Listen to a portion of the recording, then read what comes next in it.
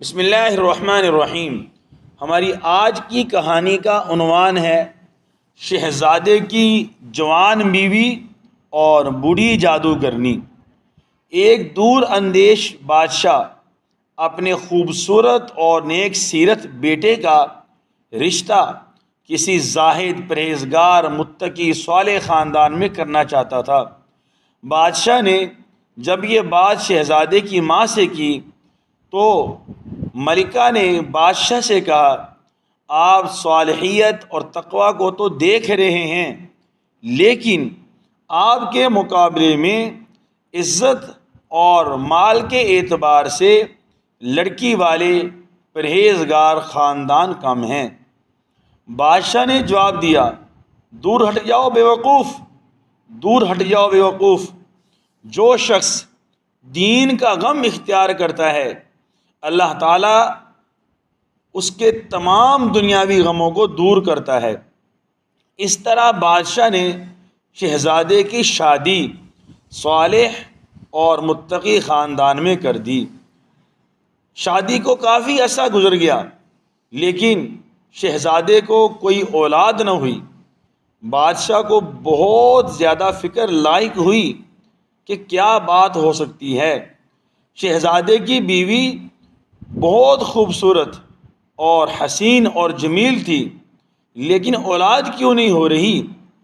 بادشاہ نے اپنے سارے مشیروں کو جمع کیا اور خفیہ طور پر اس مسئلے پر بات کی۔ جب تحقیق کی تو تحقیق سے پتہ چلا کہ اس شہزادے پر ایک بوڑھی عورت نے جادو کر دیا ہے، جس وجہ سے شہزادہ اپنی حسین اور جمیل خوبصورت بیوی سے نفرت کرتا ہے۔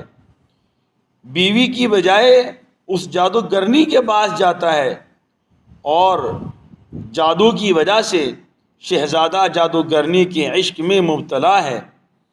بادشاہ سلامت کو اس بات کا بے حد صدمہ ہوا۔ اس نے بہت صدقہ خیرات کیا اور سجدے میں جا کر بہت رویا۔ جب سجدے سے سر اٹھایا تو ایک مرد غیب نمودار ہوا اور کہنے لگا، آپ ابھی میرے ساتھ قبرستان چلیں۔ بادشاہ اس کے ساتھ قبرستان چلا گیا۔ انہوں نے ایک پرانی قبر کھودی، اس میں سے ایک بال نکالا جس میں جادو کے ذریعے سے 100 گرہیں لگائی گئی تھیں۔ اس مرد غیب نے ایک ایک گرہ کو دم کر کے توڑا اور کھول دیا۔ ادھر شہزادہ صحت یاب ہوتا گیا۔ آخری گرہ کھلتے ہی شہزادہ جادوگرنی کے عشق سے نجات پا گیا۔ شہزادے کی آنکھوں کی نظر بندی بھی ختم ہو گئی۔ پھر جب شہزادہ جادوگرنی کے پاس گیا تو نفرت کرنے لگا اور اپنی عقل پر حیرت کرنے لگا۔